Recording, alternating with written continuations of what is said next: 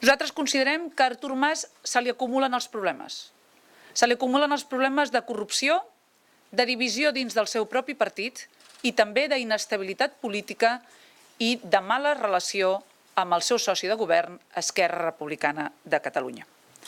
Creiem, per tant, que el senyor Artur Mas, després de 6 mesos de les darreres eleccions, está en un dels seus pitjors moments. El Partido Popular Catalán ha pedido la comparecencia urgente del señor Mas, que no crea que con la sesión de control va a ser suficiente.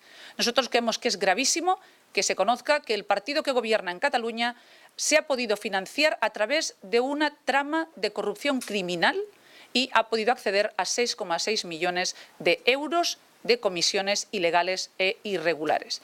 Eso exige una comparecencia urgente del presidente de la Generalitat y si Esquerra Republicana no aprueba esa comparecencia urgente, le estará tapando las vergüenzas de la corrupción, las vergüenzas de la financiación irregular de Convergencia y Unió. Esa relación entre Convergencia y Unió y entre Unió Democrática es una escenificación de discrepancias y que lo que deberían hacer es romper definitivamente, porque si ya se está acusando al señor Durán de amenazas y sufriendo esas amenazas, me parece gravísimo que esa relación se pueda mantener. Nosotros creemos que o bien están escenificando discrepancias y si realmente se producen esas diferencias tan graves y esas amenazas tan graves, que se produzca la ruptura de esa federación y que Unió abandone a Convergencia Democrática.